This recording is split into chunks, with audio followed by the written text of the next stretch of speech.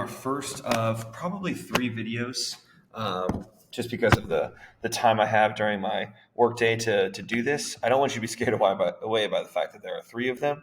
They should be a little bit shorter. So I'm going to go through the first 13 questions here in this video for the review on integration. Okay, so start with number 1. We have if a trapezoidal sum over approximates this integral between 0 and 4 of our function, and a right Riemann sum under approximates the same integral, which of the following could be the graph of this function? So the first thing I did was I went and tried to do the trapezoidal one. So I'll be making this line and then drawing that line there to connect it to make that trapezoid.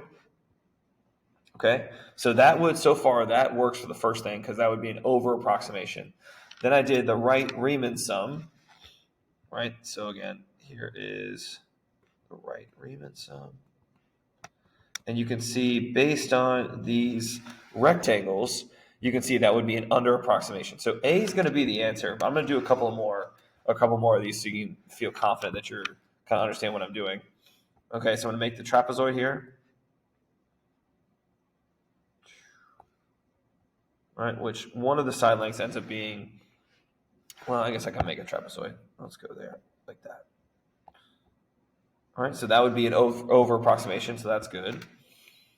But then I have, when I do my right Riemann sum for letter B, you'll notice that the right Riemann sum is also going to be too much an over approximation. So that's why B is wrong, because we need the right Riemann sum to be too little, under approximate. Let's try C. All right, so again, making the trapezoid. Now this one, actually, the trapezoidal is going to be too little. It under approximates, so that's why C is incorrect. So I don't even need to worry about the right Riemann sum. We'll do this one as well.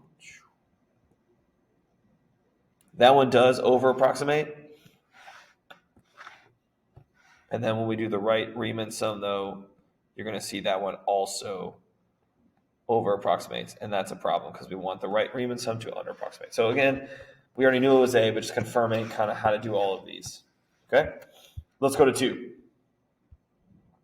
We have this graph, all right, and it says which of the following has the least value.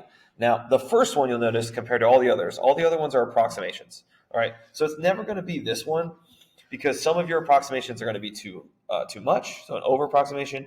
Some of your approximations are going to be too little or an under approximation. So it's never going to be the exact value for the integral, okay? So the first thing I'm going to try to figure out or rule out are which ones are an over approximation. So if I do a left Riemann sum, so start here and go down, you will see that a left Riemann sum is going to be too much. All right, so it's not going to be the left Riemann sum because that would have an over approximation, too high of a value. Now, the right Riemann sum is going to be like this.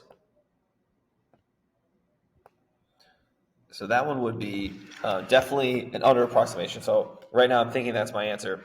You'll see the midpoint is not right because the midpoint is actually in between both of them. I'll use a different color for the midpoint. It's purple. So if I use the midpoint approximation right there to draw my rectangles, you'll see the midpoint, which makes sense, is going to actually be in between the over approximation of the left Riemann sum and the under approximation of the right Riemann sum. So it's not going to be the midpoint, so not that one. All right, and then trapezoidal, let's use pink for that one. That one's going to be here and there. All right, and when you draw that, right, you're going to see that there's more gaps with the blue one. And when I do this in class, I'll probably copy and paste and do separate sketches here. But compare the blue with the pink. You should see there's more gap happening with blue than there is with pink. So the one that's going to actually be the answer is going to be our blue one. Our right Riemann sum. Okay, let's do number 3. All right, so we have this integral between 0 and 2 of our function, this exponential function 9 to the power of x, they're telling us 4 subintervals are used. Let's find a right-Riemann sum approximation. So we actually did problems just like this in class. So the first thing I'm going to do is find my delta x, which is going to be 2 minus 0 divided by 2. Okay? So that's going to be a change in 1. So I'm going to 0... I'm sorry, not divided by 4. That's my bad. It's divided by, sorry, not divided by 2, divided by 4. It says 4 subintervals. I even underline it. Come on, Douglas. So you get 0.5 or 1/2. So 0 to 0.5, 0.5 to 1, 1 to 1.5, and 1.5 to 2. Okay? Now I know I'm finding a right Riemann sum approximation, so I'm going to be evaluating my function at the right values of these intervals. Okay, so I'm going to do for my right Riemann sum, it's going to be delta x, which is 0.5, times f of 0.5, plus the same thing, but times f of 1, plus 4.5 times f of 1.5, and the last one is 1/2 times f of 2. Now you can go to Desmos if you want at this point to type it in. That's what I'm going to do. All right, you'll notice my function is 9 to the power of x. So when I type this in, I'm going to pull out that half for all 4 of these, right? They all share the 0.5, that delta x, and then multiply by whatever that sum is. So I have 0.5 out front, and then 9 to the power of 0.5, so the square root of 9, plus 9 to the first power. That's going to be 9, plus 9 to the 1/2 power, and then finally, not 1/3 power, and finally plus 9, there we go, plus 9 squared. All right, so you get 60 is the value for the right Riemann sum. So the answer is C. All right, number 4.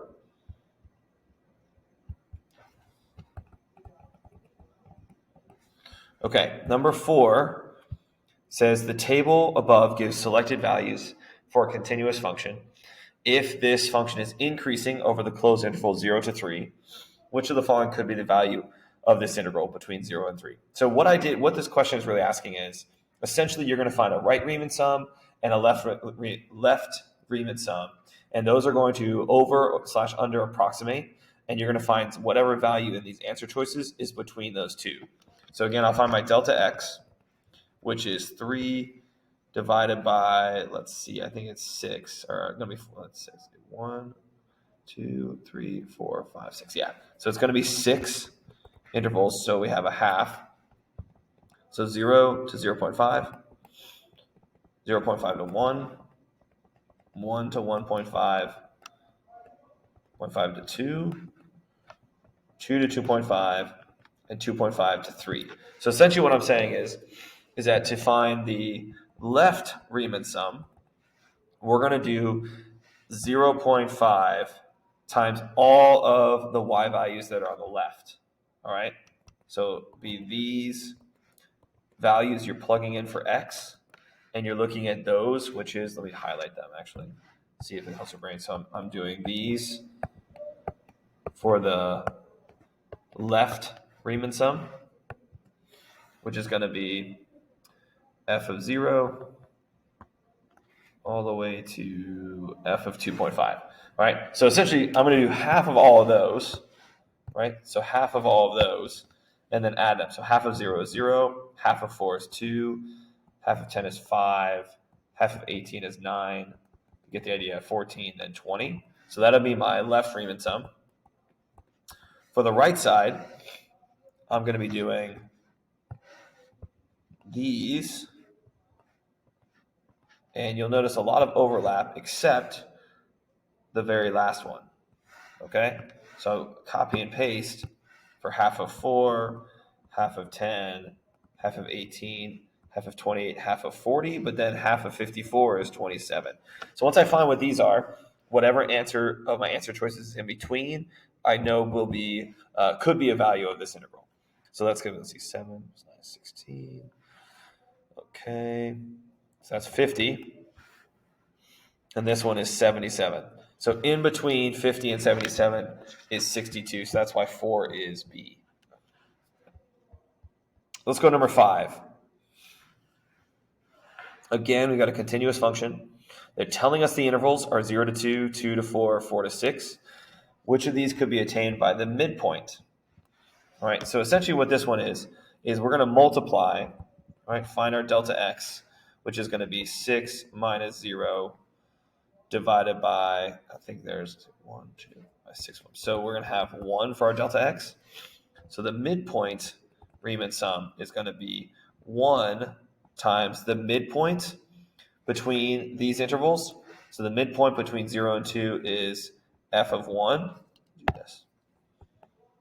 Plus 1 times f of 3 plus 1 times f of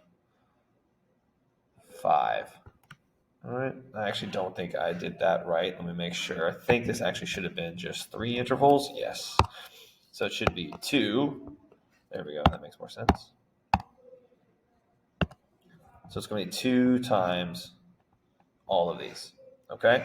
So when I look up here and I see f of 1, I see f of 1 is 5 times 2 is 10. F of 3 is negative 1. So 2 times negative 1 is negative 2.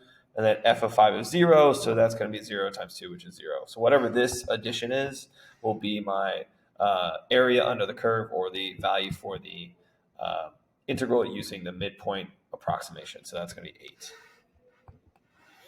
So 5 is E.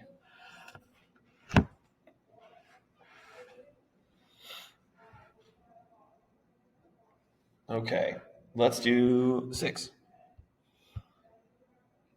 Okay, number 6 uses one of the properties we talked about during our lesson on the integral properties. So if you look at the first integral, says 0 to 3, and the second one says 3 to 5. So we can use one of our properties that says the integral of 0 to 3 of f of x dx plus the integral of 3 to 5 f of x dx is the same as the integral from 0 to 5 of f of x dx. And if you add those together, you get 6 plus 4. So this one's equal to 10. So using that, I'm going to look at the integral from 0 to 5 of 3 plus the integral of 0 to 5 of, I'll put the 2 out front, f of x dx. All right, now this one on the right is probably easier to figure out. This one is 10. So 2 times 10 is going to give me that one. The tricky part here on this one on the left, and I'll show you visually, it might help you, is you're looking at the integral of a linear function. So this is 3 dx. So if I were to graph a line, so y equals 3, and I'm looking between 0 and 5. So 0, 1, 2, 3, 4,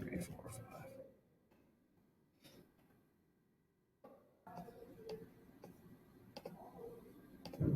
Okay, you can see that the area under this is a rectangle. So it's going to be our length of 5 times the height of 3 to give us 15. All right, so a lot of times students will do this and they'll think, oh, the integral of a constant is just a constant. It's not true.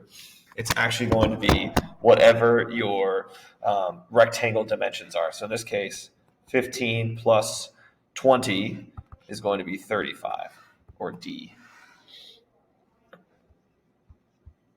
Let's do 7.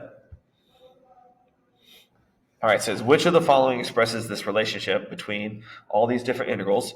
One of them is 0 to 2. So I'll kind of highlight it for you. So this one is 0 to 2, the area under the curve.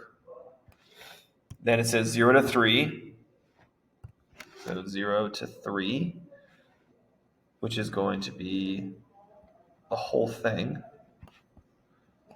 And then 2 to 3, I guess I'll just leave like that because you can see it's in that only turquoise. Okay. Now, first thing I noticed is that this, let me do this. This is both of them, all of them together.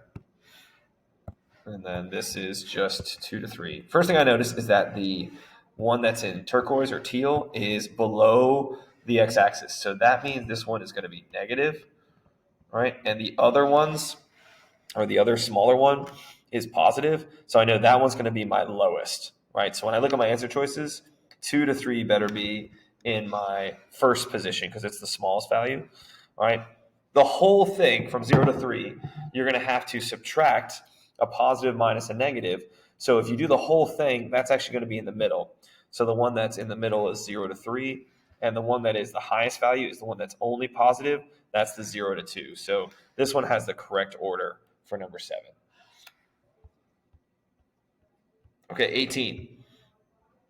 It says, on this closed interval, which could be the graph of a function with this property? And this formula essentially is called the average value of the function. So this is 1/2 times whatever this value of the integral is must equal 1. So that box must be the same as 2. So I'm saying the integral between 0 and 4 of this function better be equal to 2. So the area under the curve better be 2. Now watch what happens when I try to get the area under the curve. If I use some triangles here, okay? So if I use some triangles, all right, you'll notice, I guess I can choose one triangle. The base is 2, the height is 2, and then you do 1/2 of that, all right? And you might be thinking, oh man, that's the answer, right? Because 1/2 of 4 is 2. But you'll notice that it's an under approximation. There's still a little area that's not counted. So A is not going to be right. It's close, but it's not right. Same thing in B, right? If I get the same thing, you're like, oh, it looks like it's close to 4, but that one is an over approximation. There's a little bit too much. So that one's going to be not right as well. This one is a trapezoid. All right, so we have 1/2 times the height, which is 2, times the first base, which is 1, plus the other base, which is 3. So 4 times 2 is 8. 1/2 of 8 is 4. That's too much. Now watch what happens with these triangles. All right, so this triangle has a base of 1 times a height of 2. 1/2 of 2 is 1, so that area is 1. This one's also 1. 1 plus 1 gives us our 2. So C is the answer in number 8. Okay, number 9. We have a piecewise function, and it wants us to find the value for the integral between -1 and 4. So the area under the curve. So watch all the different shapes that happen here. Try my best to show you in my drawing here. So I'll do a triangle.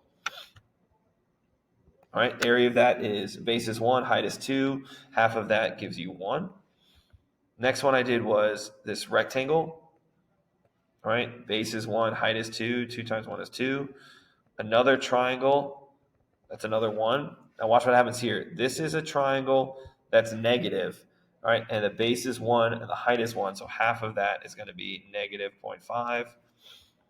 This one is a square. 1 times 1 is a -1. So I have 1 plus 2 plus 1 minus 0.5 minus 1. So whatever this is will be our answer. So 4 minus 1.5, which is 2.5. Okay, let's go to 10.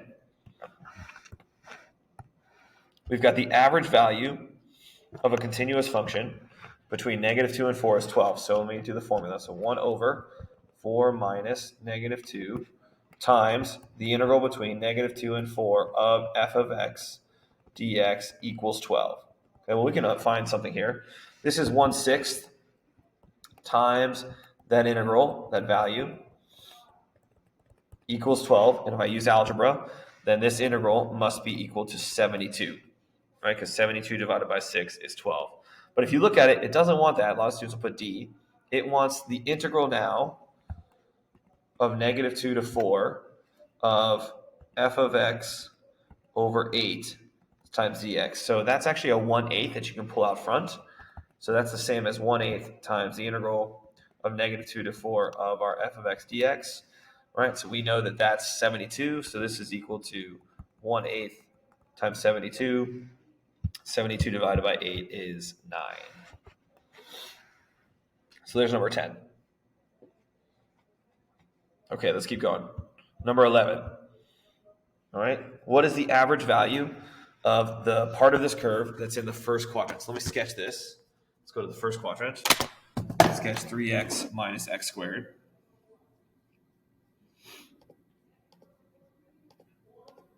All right, so 3x minus x squared. And we want the first quadrant. It looks like it goes from 0 to 3. So let me make it a little nicer here. Oop, too many duplicates. There we go. So 0, 1, 2, 3. Okay, so now you can see the first quadrant, and we need to try to find the average value. Let me make sure. The average value for this part in this first quadrant. Okay, so I'm going to write down my formula, which is between 0 and 3.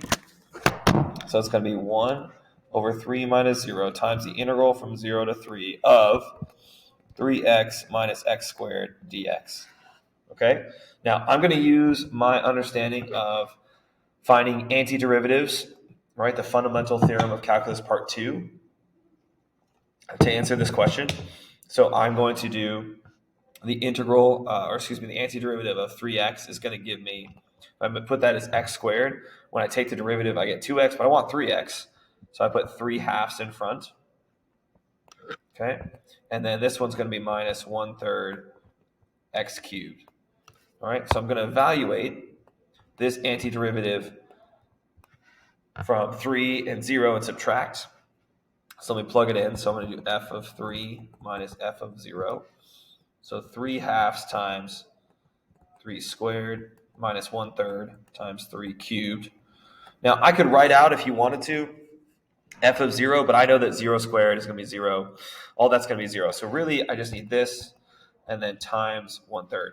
Please feel free to go to Desmos. I'm going to use fractions, but feel free to go to Desmos and type this in. 3 squared is 9. 9 times 3 is 27. That's 27/2. All right, minus 27/3. I'm going to keep going. Get a common denominator of 6. So that's 1/3 times, let's see, this is going to be 81/6 minus 54/6. Subtract that, and I get 27/6. Reduce that, I get 9/6, which is 3/2. So all of that was saying that the average value of this part of the curve in the first quadrant is 3/2, or C. Okay, let's go to 12. We got the velocity question here. And it wants us to find the average velocity of the particle from time t equals 1 to t equals 3. Now, there's a couple ways to do this, right? You can kind of do the first semester way like we did before and find the change in distance over the change in time. The change in velocity over the change in time. But I would rather use my integrals, which is going to say for 1 over 3 minus 1 times the integral between 1 and 3 of t2 minus t squared dt. So that's 1/2 times, here's the antiderivative, 2t minus 1/3 t cubed. I'm evaluating that from 1 to 3. So 1/2 times 2 times 3 minus 1/3 3 cubed minus 2 times 1 minus 1/3 times 1 cubed. Again, please feel free to go to Desmos, type this in and get the answer. I'm going to get some fractions here. So I have, that's going to be 6 minus 3 cubed is 27. 27 divided by 3 is 9. Minus 2 minus 1/3. All right, so that's 1/2 times -3 minus, let's see, this is 6/3 minus 1/3 is 5/3. Get another common denominator, -9/3 minus 5/3. That's going to be -14/3. So that's going to be -7/3. That is the average velocity of this particle over that time interval. So C. Again, please, you've got Desmos. Plug it in if you'd like. All right, last one. 13. I'm going to move on to the next part. All right, so last one for this part of the video. If our function, this cubic function, has an average value of 9 on the closed interval 0 to k, then k must be, all right, so 1 over k minus 0 times the interval from 0 to k of x cubed dx. Okay, and that's equal to 9. So this is 1 over k. All right, if I find the antiderivative of x cubed, That's going to be 1/4 x to the 4th power, evaluated at k and 0. All right, all that's still equal to 9. All right, so let me plug in what I got, which is 1/4 times k to the 4th power. All right, and then minus 1/4 times 0 to the 4th power. All that's going to be 0 on the right side. So this is just 1 over k times 1/4 times k to the 4th power. K to the 4th power over k is going to be k cubed. So that's k cubed over 4 is equal to 9. Move the 4 over with multiplication. You get k cubed equals 36. So k is equal to the cube root of 36. Now you look at your answer choices and you don't see that. But as I mentioned before, it's going to help you so much in all of your math classes in college. When you see a radical with whatever index, that's the same as writing it with a fraction exponent of 1 over that index. So this is the same as 36 to the 1/3 power, or e. All right, guys, so that's it for the first part. Keep watching. Go to the next video for the next part.